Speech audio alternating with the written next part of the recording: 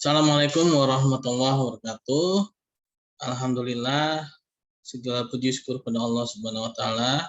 Salawat dan salam kepada Nabi Muhammad SAW. Baiklah, kita akan memulai pada pertemuan yang ke-7 ini ya, pertemuan yang terakhir pendidikan agama Islam, yaitu mengenai implementasi takwa dan budi pekerti ya. Nah, implementasi takwa ini merupakan hal yang sangat erat ya, hal yang sangat erat dengan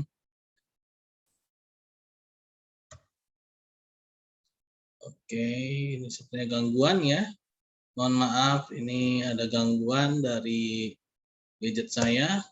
Sepertinya ya, ya, sudah teratasi ya.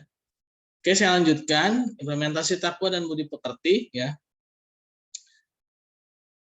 Implementasi takwa dan budi pekerti ini sangat erat dengan ihsan ya, dengan perbuatan ihsan, yaitu perbuatan baik ya. Sebagaimana dalam sebuah hadis ya, yaitu dikenal dengan hadis Jibril alaihissalam, yaitu hadis yang sangat terkenal ya, yang sangat terkenal, yaitu di mana malaikat Jibril alaihissalam menemui Rasulullah SAW dalam wujud manusia ya. Ketika itu malaikat Jibril alaihissalam bertemu langsung ya dengan Rasulullah dan disaksikan oleh para sahabat ketika itu ya, dan menanyakan beberapa hal ya, yaitu pertama mengenai apa itu Islam, lalu apa itu iman, dan apa itu ihsan ya. Nah, pada hadis ini sangat jelas ya bahwa adanya tahap-tahap ya, adanya tahapan, adanya langkah-langkah yang harus bisa ditempuh oleh seorang yang ingin berbuat ihsan atau muhsinin. Nah, yang pertama itu dia harus Islam terlebih dahulu ya. Nah, dia harus Islam terlebih dahulu ya. Dia harus melakukan rukun Islam ya, lalu setelah itu dia akan bisa beriman kepada Allah Subhanahu wa taala. Ya, dengan amalan-amalan ya, dia akan beriman kepada Allah Subhanahu wa taala. Nah, setelah Islam dan iman itu sudah melekat di dalam dirinya, maka ihsan akan terbawa ya. Secara otomatis dia akan menjadi seorang yang muhsinin, seorang yang dapat melakukan perbuatan-perbuatan baik ya. Nah, sebenarnya ya hadis ini ada 4 hal ya, tapi karena mata kuliah ini hanya untuk mempelajari implementasi takwa dan budi pekerti, maka saya hanya akan memfokuskan pada ihsan saja ya. Nah, ihsan juga ada yang menerjemahkan dengan melakukan suatu perbuatan yang mana seolah-olah Allah Subhanahu wa taala yang melihat kita, padahal memang sebenarnya Allah Subhanahu wa taala selalu melihat kita, atau dalam kata lainnya adalah selalu merasa terawasi ya. Seorang berlaku ihsan, berbudi pekerti yang luhur karena dia memiliki kedekatan pada Allah Subhanahu wa taala ya. Karena dia memiliki rasa yang mana dia merasa terawasi oleh Allah Subhanahu wa taala ya. Ihsan juga merupakan suatu sikap ya, suatu sikap perilaku ya, yang mana mencerminkan selalu ingin memberikan yang terbaik untuk Allah Subhanahu wa taala ya.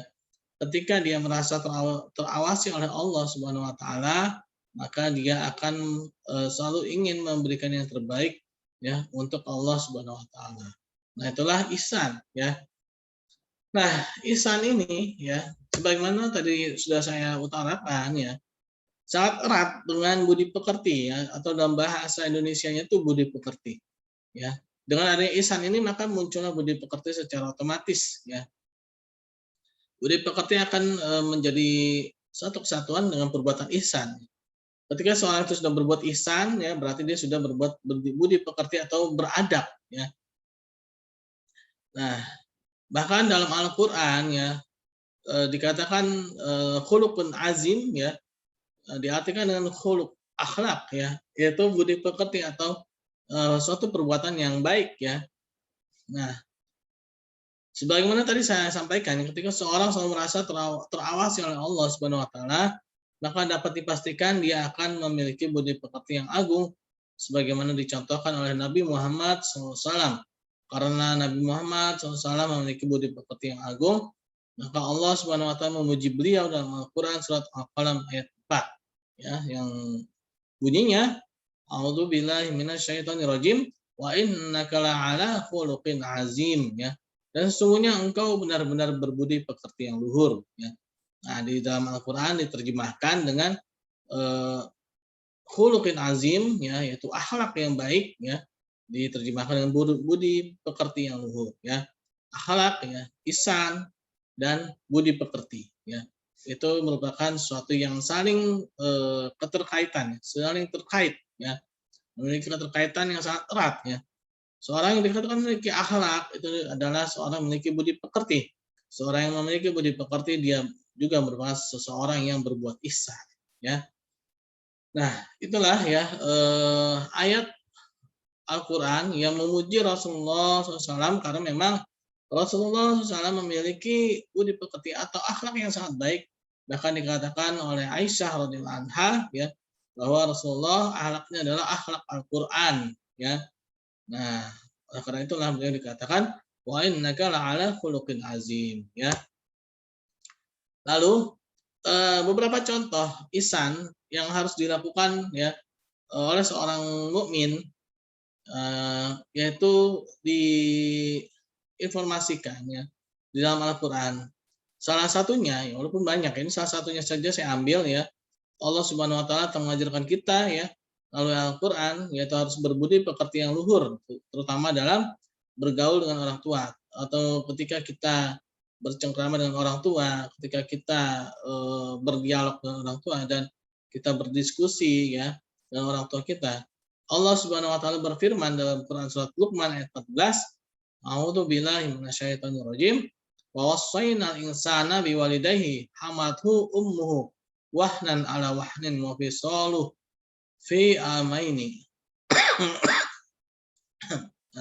Wa fisaluhu fi amaini aniskurli waliwalidaika ilayyal masir. Dan kami perintahkan kepada manusia berbuat baik pada kedua orang tuanya, itu ibu bapaknya, yang mana ibunya telah mengandungnya dalam keadaan yang lemah, yang bertambah-tambah lemah, dan menyapihnya dalam 2 tahun, ya. Nah, di sini dikatakan, ya, bersyukurlah kepadaku dan kepada dua orang ibu bapakmu, ya, orang tuamu, hanya padakulah kembalimu, ya. Nah, di sini dianjurkan, ya, dalam Al-Qur'an, ya, bahwa kita sebagai manusia harus memberikan yang baik pada kedua orang tua kita. Itu merupakan suatu perintah Allah Subhanahu wa taala yang mana juga merupakan salah satu indikator, ya. Indikator mengenai budi pekerti, ya, atau perbuatan ihsan. Nah, mengenai ini, ya, mengenai berbudi pekerti yang luhur terutama kepada orang tua dan ibu, ya, terutama pada ibu, telah diberikan contoh, ya, oleh seorang pemuda yang bernama Uwais Al-Qarni, ya.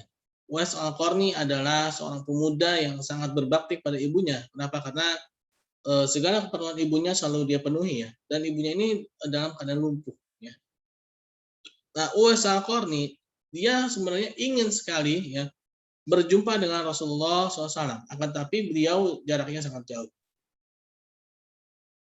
Nah, Uwais Al-Qarni ini dia tinggalnya di Yaman, ya.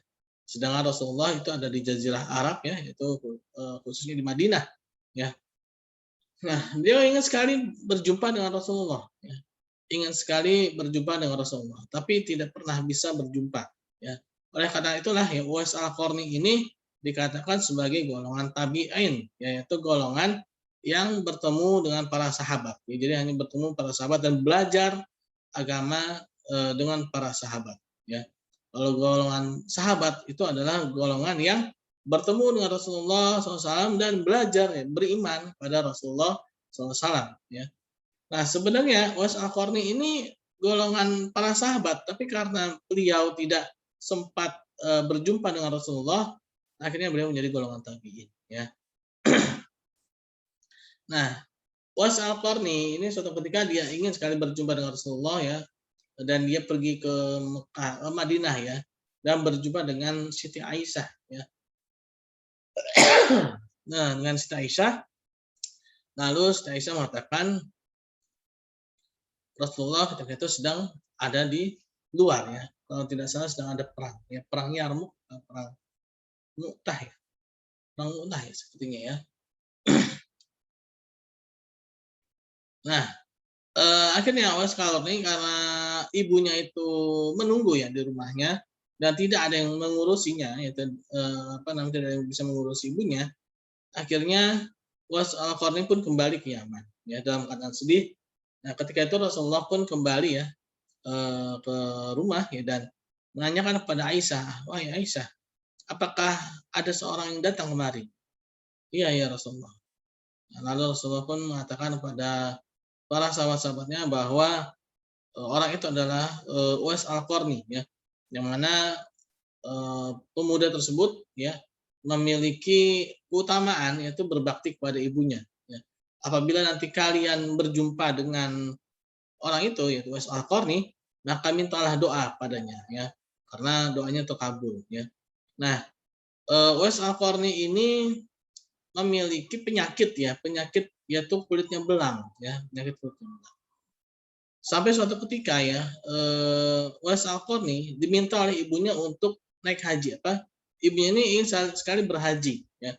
Sedangkan kita tahu sendiri ya, ibunya itu dalam keadaan lumpuh dan kondisi perekonomian Uwais Al-Qarni itu tidak bagus kurang mampu ya. Sehingga ya, Uwais Al-Qarni pun satu-satunya jalan untuk memenuhi kebutuhan ibunya untuk berhaji itu adalah dengan cara digendong ya, dengan cara digendong oleh beliau. Kan tapi sangatlah sulit ya karena jarak Yaman sampai Jazirah Arab terutama Mekah, Ka'bah itu sangat jauh ya. Kita jangan bayangkan ya ada sepeda motor atau ada mobil atau kereta atau pesawat terbang itu belum ada. Walaupun ada mungkin juga karena harganya mahal yang bisa jadi juga dia juga mungkin tidak bisa gitu, karena mungkin terkendala oleh biaya mungkin ya. Tapi ketidakmampuan itu bukan berarti memupuskan semangat beliau ya. Nah, Uwais Al-Qarni akhirnya beliau latihan ya. Beliau membeli seekor anak domba ya. Setiap hari Uwais Al-Qarni itu naik turun gunung dengan menggendong anak domba tersebut. Ya. Dan anak domba itu pun makin lama makin besar, makin besar ya. Dan akhirnya Uwais Al-Qarni pun makin lama semakin kuat ya untuk menggendong ibunya ya, menggendong ibunya. Sampai akhirnya Uwais Al-Qarni pun kuat menggendong ibunya dan akhirnya ketika musim haji tiba, Uwais Al-Qarni bisa menunaikan ibadah haji bersama ibunya ya. Dan Uwais Al-Qarni pun berdoa di depan Ka'bah untuk memberikan kebaikan-kebaikan kepada ibunya. Ya. Sampai ibunya itu pun terheran dan bingung dan bahkan mengatakan pada Uwais Al-Qarni, "Kenapa engkau tidak berdoa untuk dirimu?" Uwais Al-Qarni mengatakan bahwa cukuplah ibu saja yang saya doakan. Akhirnya Uwais Al-Qarni doanya pun dikabulkan ya dengan cara Uwais Al-Qarni itu yang tadinya penyakit belang ya, kulitnya itu belang, Allah Subhanahu wa taala sembuhkan ya, hanya tersisa pada telapak tangannya. Nah, sebagaimana wasiat Rasulullah ya, Uwais Al-Qarni ini memiliki ciri-ciri tanda-tanda yaitu adanya putih ya, tanda putih di telapak tangannya itu salah satu peninggalan penyakit beliau dulu ya. Nah, akhirnya Uwais Al-Qarni itu pun nantinya berjumpa dengan Umar bin Khattab radhiyallahu anhu ya. Nah, ini adalah sedikit penggalan kisah ya mengenai budi pekerti atau akhlak ya terhadap orang tua ya. Ya semoga kita diberikan kemudahan ya dalam menjalankan ini dan kita berikan kebaikan dan kepahaman. Terima kasih atas perhatiannya. Assalamualaikum warahmatullahi wabarakatuh. Subhanakallahumma bihamdi, subhanakallahumma bihamdika, asyhadu an la ilaha illa anta, astaghfiruka wa atubu ilaik.